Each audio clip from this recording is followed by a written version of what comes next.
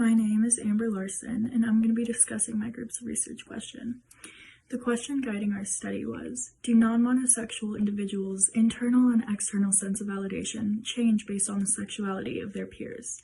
Non-monosexual being individuals who are attracted to more than one gender, as opposed to monosexual, which refers to individuals attracted to only one other gender. So heterosexuals, gays, and lesbians fall into that category.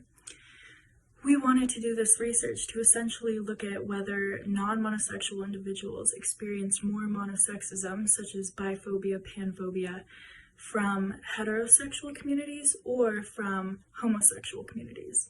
This is important research because we wanted to see what the mental effects are of not fitting into the binary category of either straight or gay had on non-monosexual individuals. Hi, I'm Caitlin, and I'm going to talk about the methodology we used in our study. We created a survey to be able to reach our desired population of those who self-identify as non-monosexual.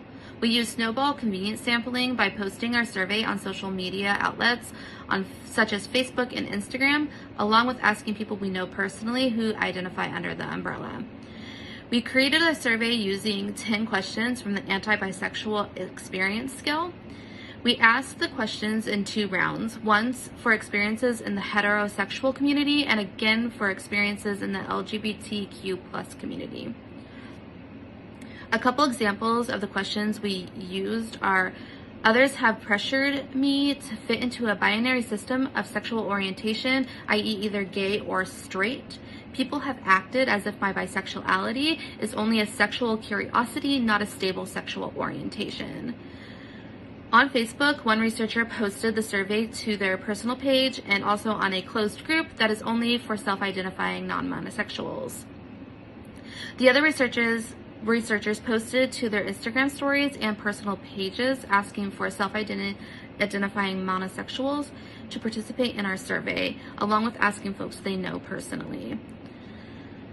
Participant responses were documented on the Likert scale from 1 to 6, 1 being never and 6 being almost all the time.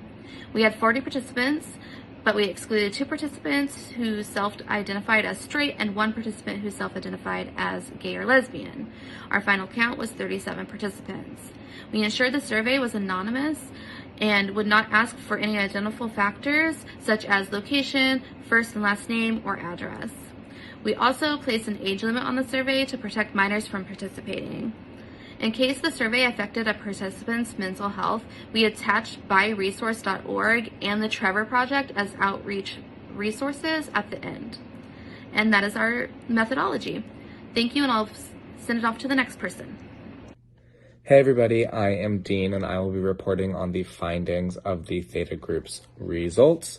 So in our results, our data showcased the responses for people's answers on Likert scales of how often a certain statement applied to their experiences with straight people and then with gay people or queer people.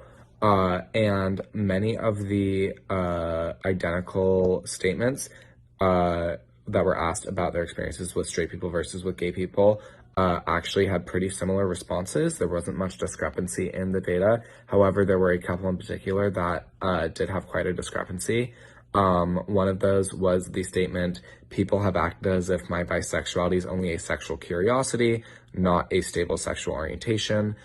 So this is one that people said happened a lot more with straight people versus gay people.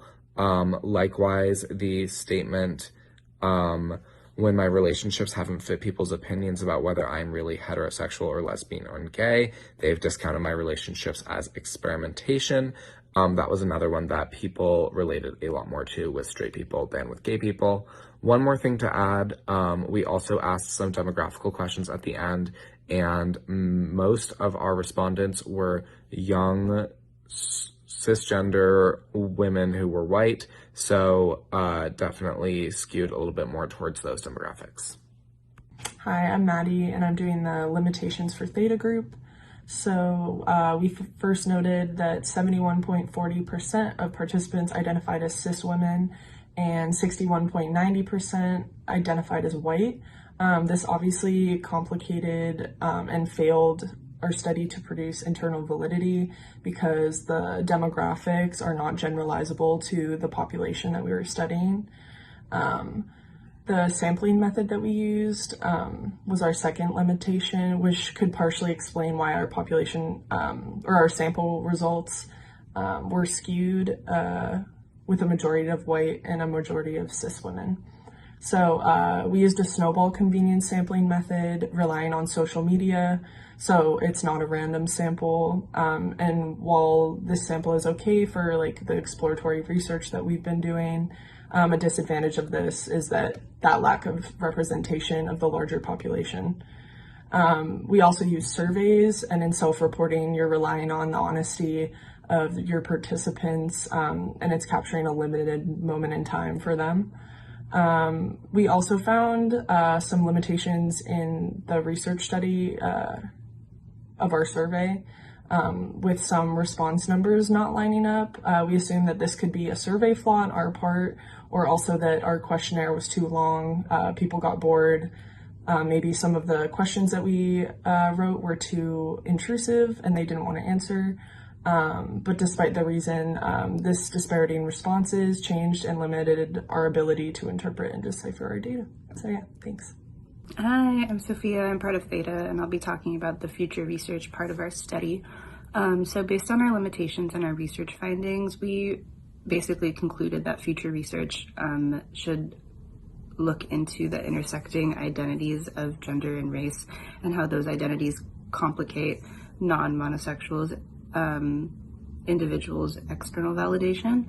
And in order to uncover the cause and effect, the study needs to be replicated on a much larger scale than our group had access to, in addition to utilizing social media to reach more people and reach more intersectionalities of gender and race.